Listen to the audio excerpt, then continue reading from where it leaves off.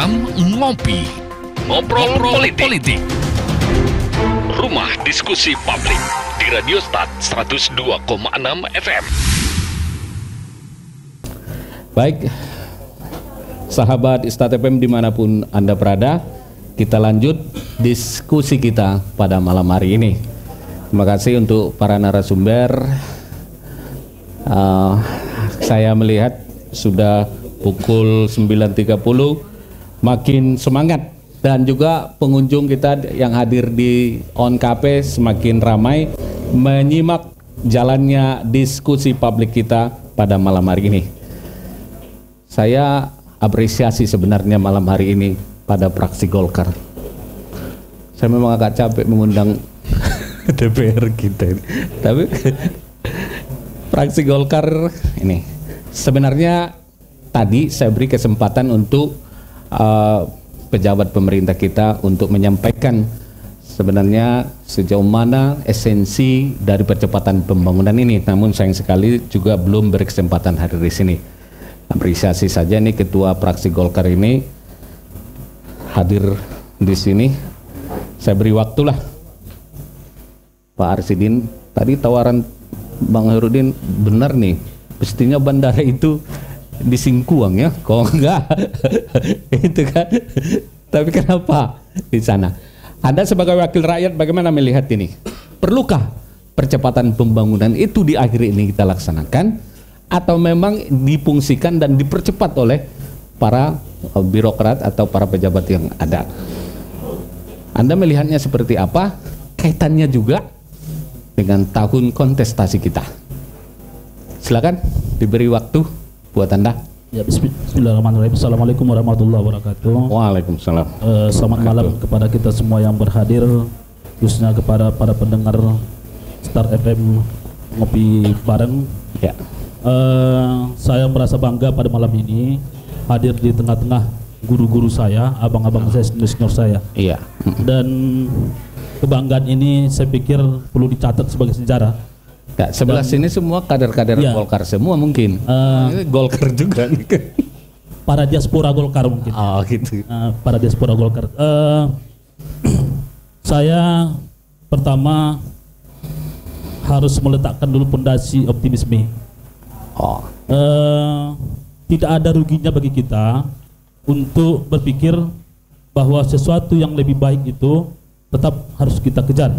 Dan tidak ada kata terlambat. Oke.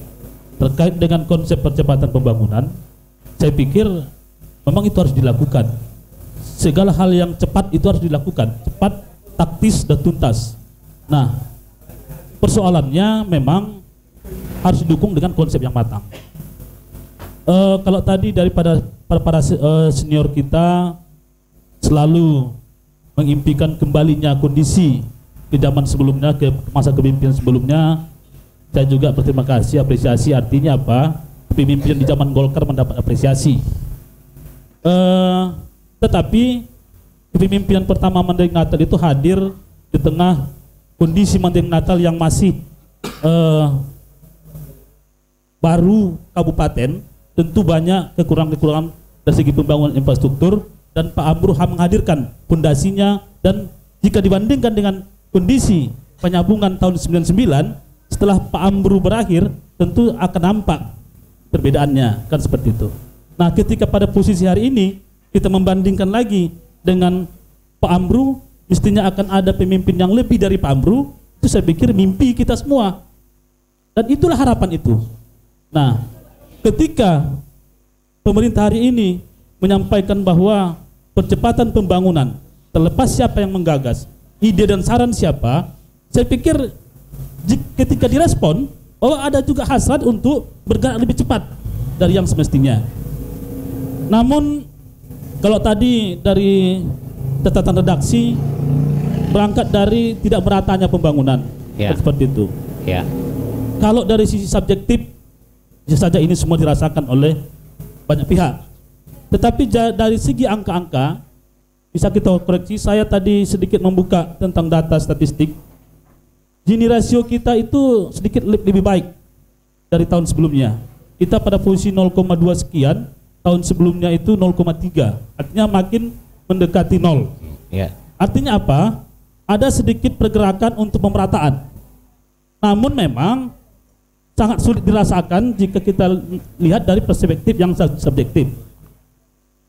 Oleh karena itu, semestinya hadir di sini sesuai dengan undangan dari redaksi adalah Sekretaris Fraksi Golkar Bang Sobir, yang mungkin menurut redaksi bisa mengetahui bagaimana sebetulnya konsep percepatan ini. Karena di media seringkali beliau tuh tampil gitu. Kemudian karena beliau lagi tugas luar, tapi karena sudah undangannya pada fraksi, maka fraksi Golkar harus hadir untuk memberikan keadilan pada ruang publik terkait dengan informasi-informasi yang dibutuhkan.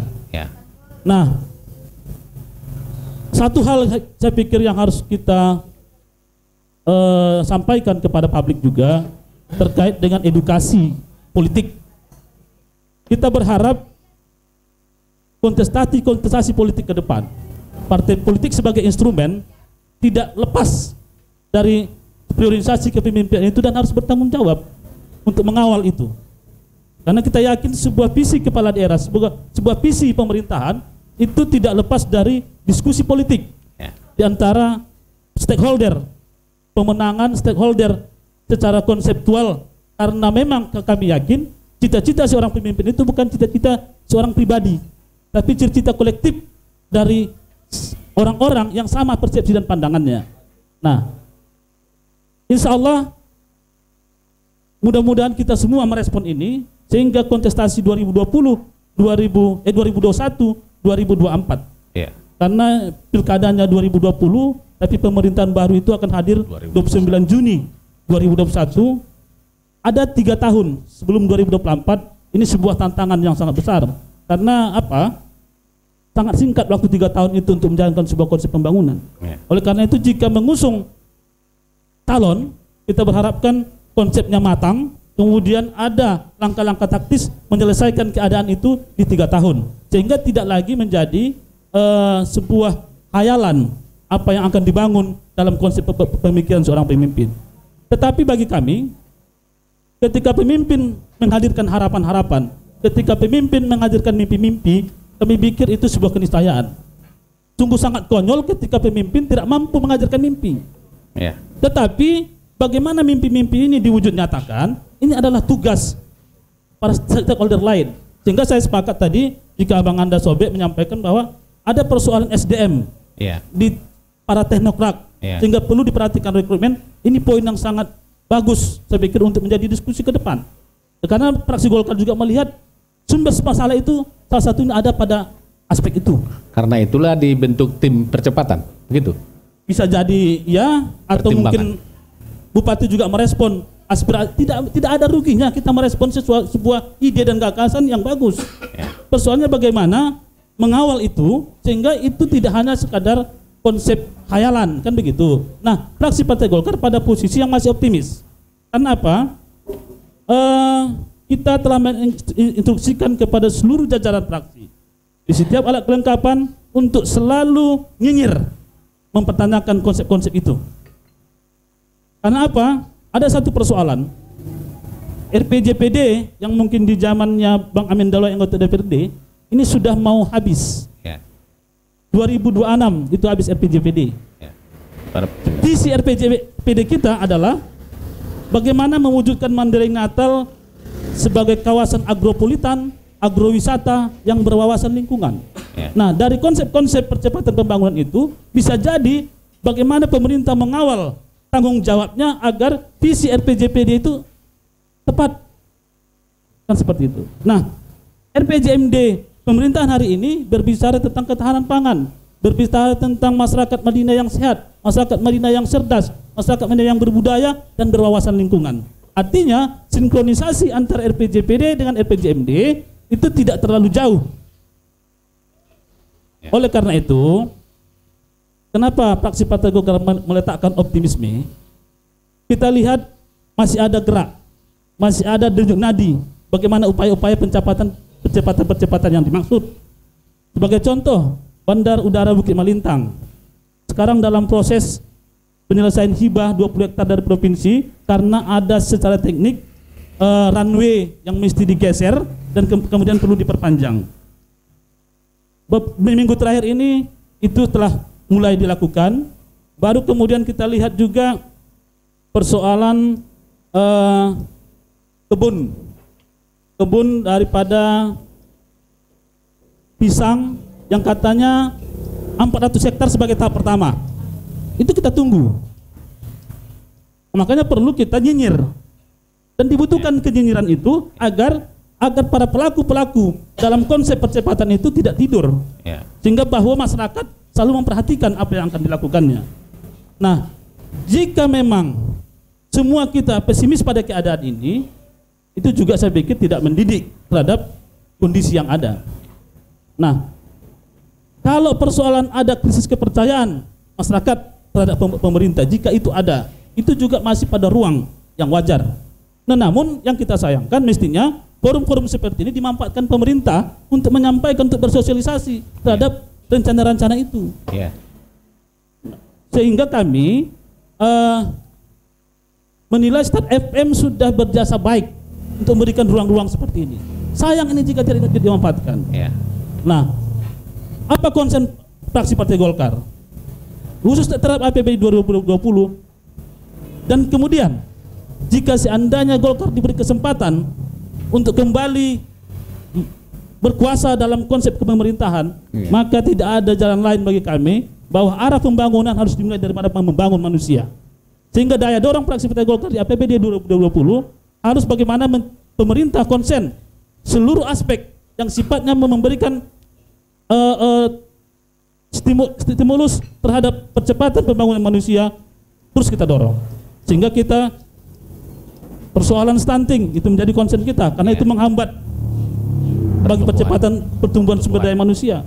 Persoalan kesehatan lingkungan, persoalan pendidikan, dan ini semua menjadi konsen. Jika tadi moderator menyampaikan bagaimana fraksi Partai Golkar melihat pembangunan di arah 2020. Kita fokusnya ke situ, Bang Paslah. Oke, saya mengkoreksi saja dulu. Tadi Pak Amin meyakini sekali bahwa di APBD 2020 itu bagaimana dia penganggaran untuk percepatan pembangunan itu. Ada nggak pos-pos itu? Mungkin di KUA PPAS sudah dibahas, atau bagaimana Anda juga bagian dari penentu kebijakan finansial APBD kita. Anda bisa bercerita tentang itu, benarkah anggapan dari Pak Amin itu?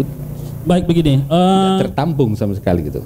KUA PPAS belum dibahas dan belum diangkat, tapi kita sudah melakukan rapat-rapat kerja. Tapi satu hal konsep percepatan pembangunan yang dilakukan oleh pemerintah itu tidak pada posisi kebijakan fiskal. Itu adalah kebijakan non fiskal. Mungkin saja pemerintah sadar bahwa keterbatasan fiskal hari ini harus dilakukan inovasi-inovasi, sehingga konsep itu adalah bagaimana peran-peran pihak lain, sehingga pembangunan ini tidak hanya stagnan pada APBD saja. Itu yang kita lihat, sehingga ini perlu, karena ini pernah kita pertanyakan bagaimana APBD menjawab itu. Ternyata APBD tidak menjawab itu karena ini bukan kegiatan-kegiatan fiskal. Nah, itu yang kita katakan tadi, makanya kita harus optimis dulu di situ.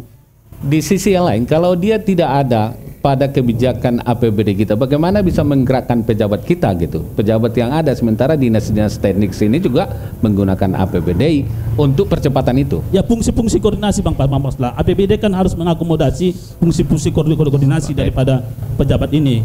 Nah, itu pun kemarin juga pada sesi sebelumnya, pada forum seperti ini kita tantang agar Start FM juga melakukan forum seperti ini dengan membedah KUA PPAS, sehingga semua bisa terjawab. Tetapi yang kita tangkap adalah ini adalah upaya-upaya non fiskal.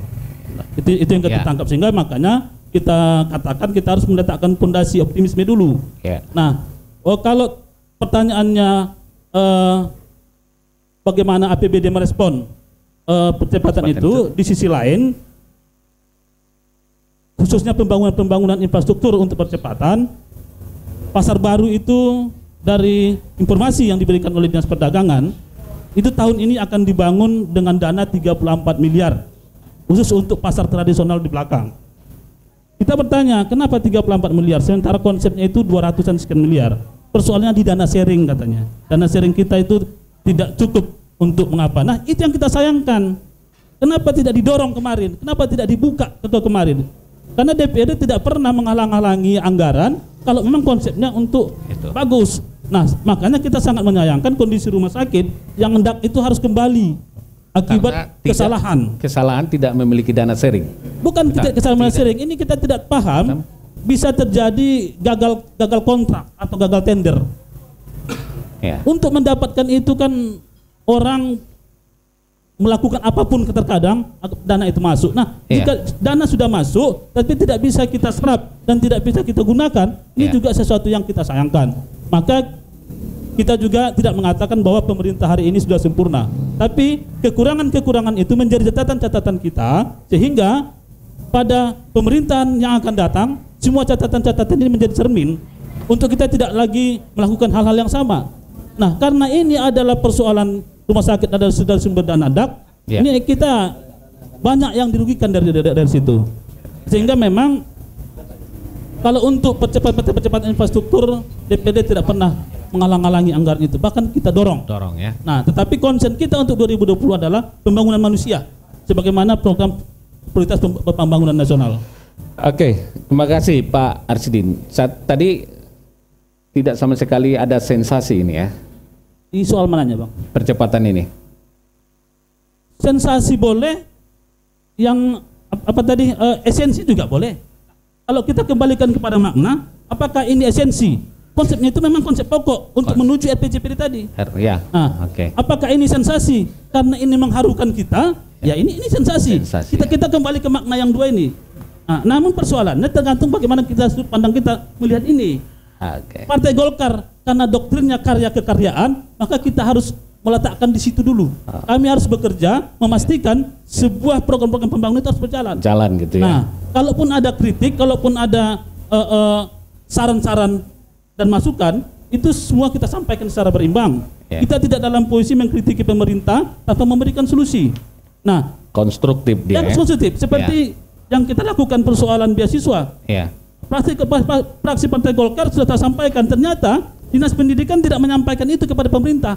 Padahal di sini dia mengatakan akan diusulkan. Kita cek pada posisi dana hibah kabupaten itu tidak ada. Makanya kita paksa agar itu dimasukkan. Persoalan berapa nanti dibicarakan. Tetapi kepuasan publik, aspirasi publik harus direspon. Maka kira-kira model itulah SDM yang disampaikan oleh Abang Anda tadi. Itu yang kita sayangkan. Perlu memang penataan sumber daya manusia para teknokrat, birokrat yang ada di Kabupaten Meringnatal. Dan itu rekomendasi resmi dari praksi, enggak? Apa itu? Tadi perlu penataan. Iya, perlu penataan terhadap birokrat kita. Ya, kenapa tidak? Kalau sudah tidak berfungsi masih dipertahankan, bodoh kita namanya itu. Jika menutup mata terhadap itu, kembalikan. Nah, ini juga saya pikir ada beban moral juga dari Bang Aswan sebagai mantan ASN. Apakah Bang Aswan dulu tidak melakukan kaderisasi di dalam? Tetapi saya yakin Bang Aswan punya banyak kader, tetapi tidak terlihat oleh pengambil kebijakan hari ini. Kenapa? Dan begitu sehingga kita tadi kenapa Bang Aswan menyikapinya seperti itu? Ya, ini persoalan moral dia sebagai ASN dan itu kita hargai dan kita tidak pernah meragukan kapasitas para birokrat senior itu. Nah, mudah-mudahan hasil kaderisasi dilakukan oleh para senior itu bisa dilirik oleh pemerintah. Baik. Terima kasih sementara Pak Arsidin atas pandangannya. Ini sudah terlalu lama nih menunggu nih sebenarnya nih Irwansyah ini. Selamat datang Pak Irwansyah di ngopi kita. Mudah-mudahan ada waktu terus kita ngopi-ngopi berikutnya karena memang masih banyak yang harus kita diskusikan.